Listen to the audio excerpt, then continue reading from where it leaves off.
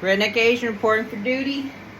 My condensate line, which is the CPVC that travels to the outside of the house, every time it freezes in Nashville, which is maybe once a year, I can't keep my hot water on. It gives me an error code 25 on my Rinnai tankless. And I was like, you know what? Fuck it. I'm just going to do this for tonight. Because I really want to take a hot bath. And I'll fix it right another time.